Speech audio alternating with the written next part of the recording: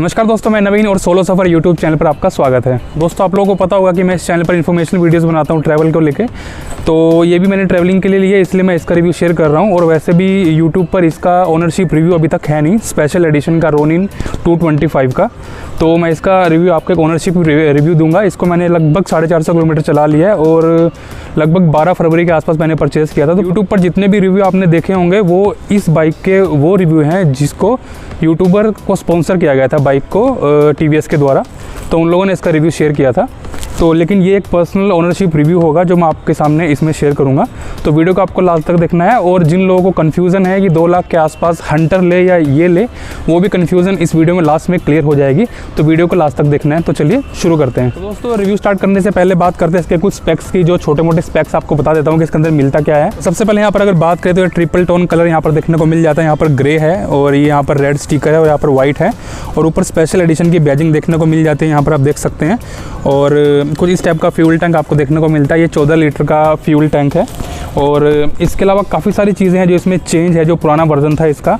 तो mainly black tone में देखने को मिलता है। पुराने में अगर आप देखेंगे तो ये थोड़ा क्रोम कलर में था, बट यहाँ पर पूरा ब्लैक कलर में देखने को मिलता है।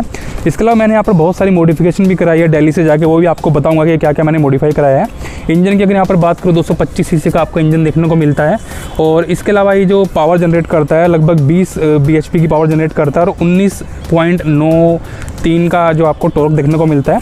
तो लीनियर टॉर्क है। तो वो चीज़ें आपको ऑनलाइन मिल जाएगी कि स्पेसिफिकेशन वगैरह क्या है। 14 लीटर का टैंक, जैसे मैंने आपको बोला, हज़ार्ड लाइट का स्विच आपको यहाँ पर देखने को मिल जाता है। यहाँ पर इससे आप हज़ार्ड लाइट ऑन कर सकते हैं। और हैंडल भी जो है काफ़ी मोटा देखने को मिल जाता है। ऊपर से डिजिटल मीटर यहाँ पर देखने को मिल जाता है। यहाँ पर आप देख सकते हैं मैंने 440 किलोमीटर इसको टोटल यहाँ पर चला दिया है। और एवरेज की अगर बात करूँ जो अभी तक मुझे यहाँ पर देखने को मिली है, तो लगभग 35 प्लस की मुझे एवरेज देखने को मिली है, 35 से 40 के बीच में, विदाउट एनी सर्विस। तो अभी तक कोई सर्विस इसकी हुई नहीं है। इसके अलावा इसका सबसे बड़ा जो मेन हाईलाइट है इसकी, जो TVS कंपनी मेनली बनाती है, वो है इसकी एग्जॉस्ट। इसकी एग्जॉस्ट का साउंड काफ़ी ज़बरदस्त है। मैं आपको एक बार सुना भी देता हूँ इसका एग्जॉस्ट कैसा है। मैं ऑन करके आपको दिखा देता हूँ। और ऊपर से यहाँ पर आप बटन इसका देख सकते हैं, ये आपको साइलेंट स्टार्ट देखने को मिलता है। कोई आवाज़ नहीं आती इसमें स्टार्ट होने की। मैं एक बार स्टार्ट करता हूँ। तो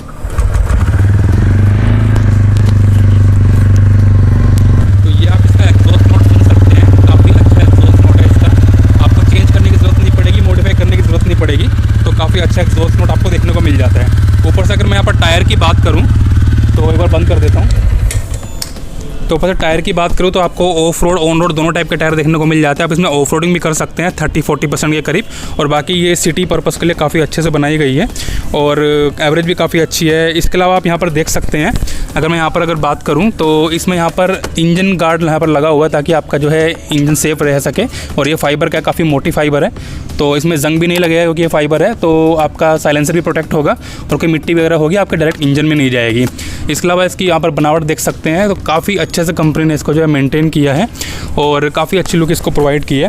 सामने आप देखेंगे तो जो है ड्यूअल चैनल ABS के ब्रेक आपको देखने को मिल जाते हैं। तो यहाँ पर आप देख सकते हैं। तो मैं ज़्यादा डिटेल में नहीं जाऊँगा स्पेसिफिकेशन की, वरना वीडियो बहुत लंबी हो जाएगी।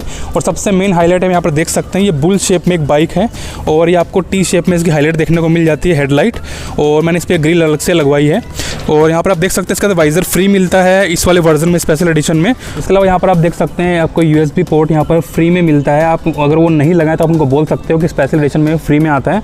तो ये फ्री में आपको मिलेगा और वाइज़र आपको फ्री में मिलता है। इसके अलावा टूरिंग किट की अगर बात करूँ तो आपको एक हेलमेट फ्री में मिलेगा, हाफ शेप हेलमेट मिलेगा आपको फ्री में मिलेगा। और एक वेलकम किट आपको देखने को मिलती है। उसमें आपकी एक की चेन होती है, एक रुमाल होता है और एक आपको कप देखने को मिलता है। और हेलमेट फ्री देखने को मिलता है। और ये 2 चीज़ें फ्री आपको मिलती है, वाइज़र और USB जो है पोर्ट। तो ये चीज़ आपको फ्री में मिलती है, ये आपको भूलना नहीं है। और इसकी फाइनल जो प्राइस क्या है वो काफ़ी जो है रीज़नेबल आई है। वो भी आपको बताऊंगा कि मैंने कहाँ से लिया और कितना इसका प्राइस पड़ा है। तो चलिए, ये तो होगी इसकी स्पेक्स की बात। अब थोड़ी रिव्यू की बात करेंगे कि कैसा एक्सपीरियंस रहा अभी तक इसको यूज़ करने में। जितना ही मैंने इसको चलाया, मैं दिल्ली भी गया हूँ इसको लेके। सीट कंफर्ट कैसा है? तो भाई इसमें मैंने जो पेट्रोल स्टार्टिंग में डलवाया था लगभग 13 लीटर के आसपास डलवाया था। तो एक बार ख़त्म हो चुका है पेट्रोल 15-20 दिन के अंदर। तो एवरेज मुझे मिली है लगभग 36-37 के आसपास, जो कि बढ़ जाएगी फर्स्ट सर्विस के बाद। अभी तक फर्स्ट सर्विस हुई नहीं है। और सीट कंफर्ट की बात करूँ तो सीट कंफर्ट काफ़ी अच्छा है। और बहुत लोगों ने बोला कि पिलियन की सीट छोटी है, ऐसा नहीं है, आराम से पिलियन की सीट को कोई दिक्कत नहीं है। एक बंदा अगर बैठता है और नॉर्मल साइज़ का बंदा बैठता है लगभग 70 kg के आसपास, 75 के आसपास, 2 लोग आराम से बैठ सकते हैं, उनमें कोई दिक्कत नहीं है। और बाइक की ग्रिपिंग काफ़ी अच्छी है, अगर आप रोड पे चल रहे हैं रोड प्रेजेंस काफ़ी अच्छी है और काफ़ी ठीक लगती है बाइक, हैवी भी लगती है और बिल्कुल एकदम जैसे बुल शेप सामने से दी गई है वैसे ही आपको फील होती है कि आप एक अच्छी खासी भारी गाड़ी के ऊपर बैठे हुए हो। और इसके अलावा अगर मैं इसकी हाई स्पीड की बात करूँ, मैंने अभी तक ट्राई नहीं किया, बट यूट्यूब पे जितना भी देखा है लगभग 140 किलोमीटर के आसपास इसकी हाई स्पीड जाती है, 135 से 40 के बीच में। वो मैंने उतनी ट्राई नहीं किया क्योंकि फर्स्ट सर्विस में आपको जो है गाड़ी 50 की स्पीड में चलानी चाहिए। कंपनी भी रिकमेंड करते हैं, आपको जो बुक मिलेगी सर्विसिंग की उसमें लिखा होगा कि आपको 50 से ऊपर गाड़ी चलानी नहीं है पहली सर्विस तक, यानी पहली सर्विस होती है 750 से लेकर 1000 किलोमीटर के आसपास या फिर 1 से 1.5 महीने के अंदर। तो वो अभी बाकी है, वो भी करना है। और रिव्यू काफ़ी अच्छा है, डेफिनेटली आपको इसकी तरफ जाना चाहिए। मुझे काफ़ी पसंद आई है बाइक, आपको भी काफ़ी पसंद आएगी। तो इसका ओनरशिप रिव्यू कोई भी था नहीं, तो इसलिए मैंने सोचा कि इसका एक रिव्यू आपको डाल दूं। तो ये कुछ चीज़ें जो मैंने इसकी फ़ील किया है, तो आपको डेफिनेटली इसकी तरफ जाना चाहिए, बट आपको हंटर लेनी चाहिए या ये लेनी चाहिए उसके बारे में भी आपको बताऊंगा। उससे पहले आपको बता देता हूँ मैंने क्या क्या मॉडिफिकेशन इसके अंदर की है जो मैंने दिल्ली जाकर की है। प्राइसिंग आप देखिए और दिल्ली में डिपेंड करता है कि आप किसके पास जा रहे हैं, वो आप खुद पता कर सकते हैं जाके, या आपके आसपास जहाँ भी शॉप हो। मैं आपको बता देता हूँ मैंने क्या क्या यहाँ पर लगवाया है। सबसे पहले तो यहाँ पर मैंने एक बैक रेस्ट लगवाया है, आप देख सकते हैं पिलियन के लिए काफ़ी हेल्पफुल रहेगा, ये बैक सपोर्ट हो जाती है। इसके अलावा मैंने यहाँ पर एक रैक लगवाया ताकि फ्यूचर में टॉप बॉक्स लगवाना पड़े तो वो भी आप यहाँ पर लगवा सकते हैं। और इसके अलावा मैंने पीछे आप देख सकते हैं ये टायर हैगर लगवाया है मैंने, इसकी काफ़ी ज़रूरत है क्योंकि आप जो रेन में चलते हैं तो आपको जो है पानी के छींटे वगैरह पिलियन पर बिल्कुल जाते हैं इसके अंदर, तो वो एक है यहाँ पर, तो इसलिए मैंने इसको लगवा लिया है। ये डेफिनेटली आप लगवा सकते हैं। इसके अलावा मैंने अलग से यहाँ पर एक्सेसरीज लगवाए, ये लेडीज़ फुटरेस्ट लगवाया जिसकी क्वालिटी भी काफ़ी अच्छी है। ये TVS का ही है, ऑनलाइन ऑर्डर किया था अमेज़ोन से और इसकी फिटिंग काफ़ी अच्छी है, ये मैंने यहाँ पर लगवाया अलग से। इसके अलावा अगर मैं बात करूँ तो यहाँ पर ये मैंने सीट अलग से लगवाई है, इसके अंदर स्टेपल करवाई है, ये सिलवाई है मार्केट से जाके, लगभग 300 रुपये के आसपास ये सीट लगी है। आई नो उतनी ज़्यादा शायद अच्छी नहीं लग रही होगी जो इसके साथ कंपनी से आती है उसके मुकाबले, बट फिर भी सेफ है, कवर है एक तरीके से।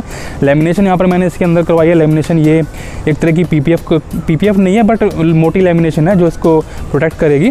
और ये क्रैश गार्ड मैंने यहाँ पर लगवाया है, तो जो आपकी टैंक को भी पूरा प्रोटेक्ट करता है और आपको प्रोटेक्ट करता है। बट एक चीज़ इसके बारे में बोलना चाहूँगा कि अगर आपकी हाइट 6 फीट है, जैसे मेरी हाइट 6 फीट है, तो एक कमी इसकी ज़रूर है कि इसमें आपके जो है नी यहाँ पर टच होते हैं, तो इसको थोड़ा सा और मॉडिफाई करना चाहिए जो बनाने वाले हैं इसको, ताकि जो जिसकी हाइट ज़्यादा है 5'9" से ज़्यादा है या 5'10" से ज़्यादा है, तो उनके यहाँ पर नीज़ ना अड़े। मेरे यहाँ पर नीज़ थोड़े हो जाते हैं, बट फिर भी मैं इसको ऐसे ओपन करके चला लेता हूँ, इतनी दिक्कत नहीं है क्योंकि प्रोटेक्शन ज़्यादा ज़रूरी है, तो इसलिए।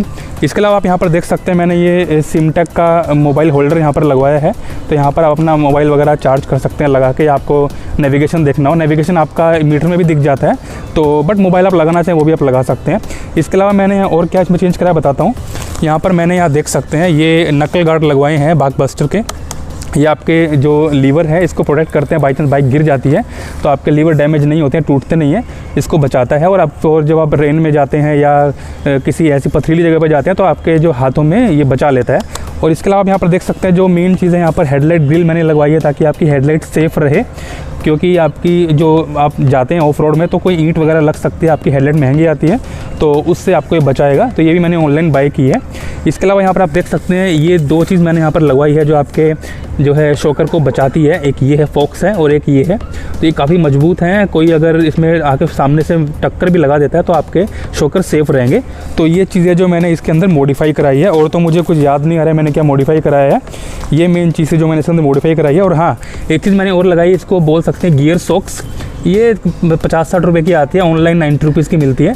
ये आपके शूज़ काले नहीं होते हैं, जैसे आप इसमें जो लगाते हो गियर चेंज करते हो तो आपके ऐसे होते हैं कि शूज़ आपके काले हो जाते हैं, यहाँ से अगर वाइट शूज़ हैं काले हो जाते हैं, तो ये उसको काले होने से बचाता है। तो ये कुछ चीज़ें जो मैंने मॉडिफाई की है। तो अब बात करते हैं कि अगर आपको कन्फ्यूज़न है कि आपको हंटर लेनी चाहिए ये लेनी चाहिए, आपको कैसे डिसाइड होगा कि कौन सी आपको बाइक लेनी चाहिए।